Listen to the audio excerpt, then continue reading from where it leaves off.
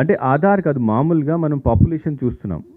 పాపులేషన్కి ఎక్కువ మంది ఓటర్స్ ఉంటే డెఫినెట్గా అక్కడ డెడ్ ఓటర్స్ అయి ఉండొచ్చు, లేకపోతే షిఫ్ట్ అయిన ఓటర్ ఉండొచ్చు.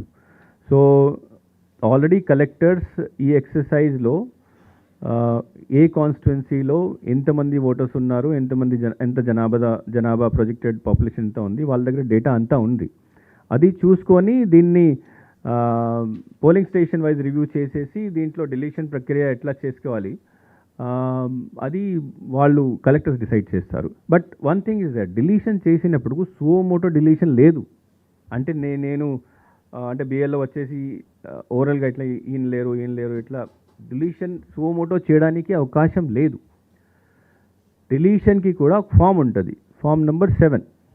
ఆ ఫామ్ నెంబర్ 7లో అక్కడ వెళ్ళిన తర్వాత డెత్ పర్సన్స్ ఉంటే ఈయన ఫిలప్ చేసేసి వాళ్ళ ఫ్యామిలీతో ఎండార్స్మెంట్ తీసుకొని అప్పుడు వచ్చేసి ఆ ఫామ్ ఫిలప్ చేసి డాక్యుమెంట్ పెట్టేసి డెత్ సర్టిఫికేట్ పెట్టిన తర్వాత డిలీషన్ చేస్తారు. షిఫ్టెడ్ ఓటర్స్ అయితే లోకల్ ఎంక్వైరీ చేసేసి అప్పుడు ఫామ్ 7 ఫిలప్ చేసి చేస్తారు. సో సువోమోటో స్వయంగా ఏదో ఇష్టం వచ్చినా చేయడానికి అవకాశం ఎలక్షన్ కమిషన్లో లేదు. ఏమైనా చేయాలంటే పేపర్ ద్వారానే చేయాలి. పేపర్ ద్వారానే ఎక్కడ కొంతమంది తప్పు చేస్తే డెఫినెట్గా వాళ్ళ మీద యాక్షన్ ఉంటుంది.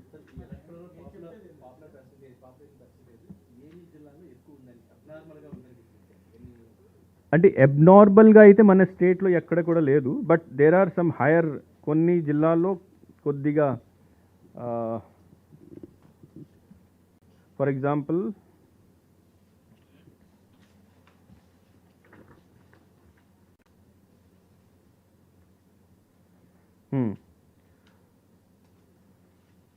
శ్రీకాకుళం డిస్ట్రిక్ట్కి 759 ఉంది, పార్వతీపురంకి 766 ఉన్నది. ఇది కొద్దిగా హైయర్ సైడ్, అంటే మనం 724 ఉంది కాబట్టి దీనికి కొద్దిగా హైయర్ సైడ్. తక్కువ సైడ్లో ఉన్నప్పుడు అల్లూరి సీతారాంలో ఓన్లీ 660 ఉంది. So this is the lower side. తర్వాత కాకినాడలో 726, ఇది మన స్టేట్ యావరేజ్ సమానంగా ఉంది. వెస్ట్ గోదావరిలో కొద్దిగా ఎక్కువ ఉంది, 778. కృష్ణాలో 787. సో 787 ఇస్ ద హైయెస్ట్ అంటే కృష్ణా డిస్ట్రిక్ట్.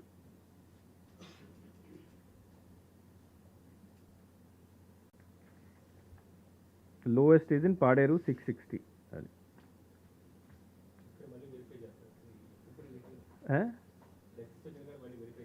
అంటే అప్పుడు దీనికి పిఎస్ వైజ్ వెళ్తారు, పోలింగ్ స్టేషన్ వైజ్. అక్కడ ఫర్ ఎగ్జాంపుల్ ఎక్కడైనా 800, 900 ఉంటే అది కరెక్ట్ కాదు కదా.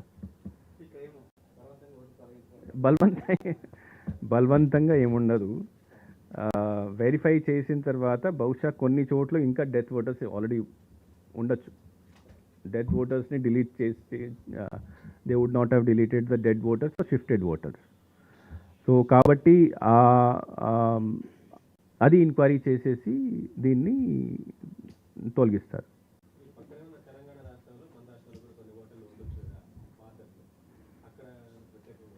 అంటే ఇప్పుడు ఏమైంది అంటే మనము ఫస్ట్ విదిన్ ఏసీ సాఫ్ట్వేర్ ద్వారా నేమ్స్ తీసుకున్నాము, అది ఆ ప్రాసెస్ పూర్తి అయిపోయింది.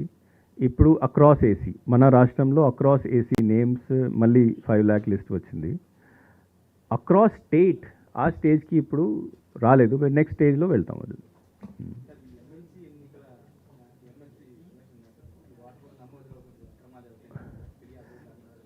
అంటే దాంట్లో ప్రస్తుతం ప్రాసెస్ స్టార్ట్ అయింది. అంటే ఫస్ట్ అప్లికేషన్ తీసుకున్నారు. అప్లికేషన్ తీసుకున్న తర్వాత ఇప్పుడు 7th లాస్ట్ డేట్ ఉండేది. 8th నుంచి 19th వరకు మళ్ళీ ఎంక్వైరీ చేసేసి దాంట్లో మెయిన్ ఇష్యూ అంటే there are 2 conditions, primary conditions for graduate. For example ఒకటి, ఆయన ఆ కాన్స్టిట్యుయెన్సీ సంబంధించి మనిషి ఉండాలి, ordinary resident. And second thing is that he should be graduate in the last 6 yearsలో గ్రాడ్యుయేషన్ చేసి ఉండాలి. So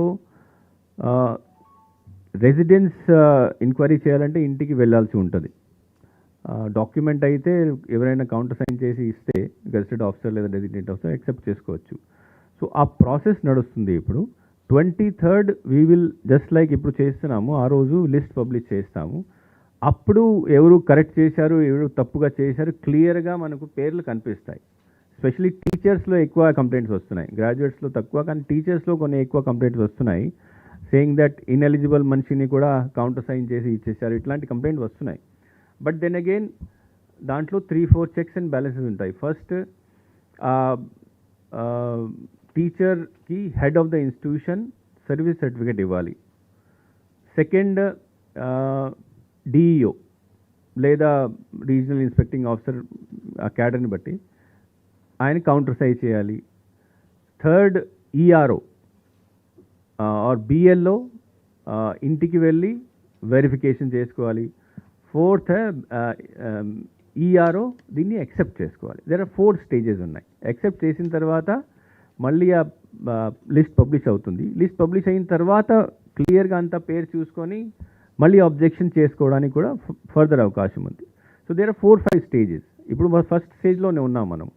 so if anybody has done a wrong thing, either a principal లేదా కన్సర్న్ డిఈఓ లేదా some RIO, whoever if has given a wrong certificate, he is taking a risk of his career.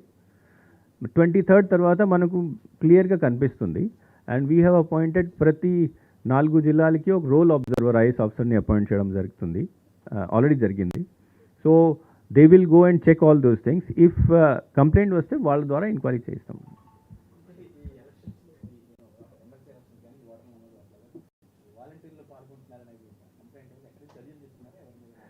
అంటే volunteers జిల్లా level ఉంటుంది. So directly మన తరఫు నుంచి we don't take any action, we only direct the collectors to make an enquiry and take action.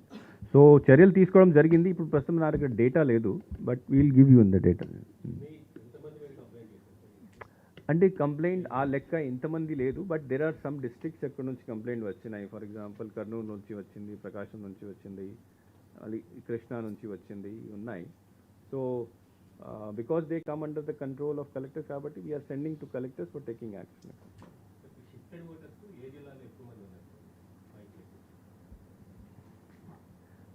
Shifted voters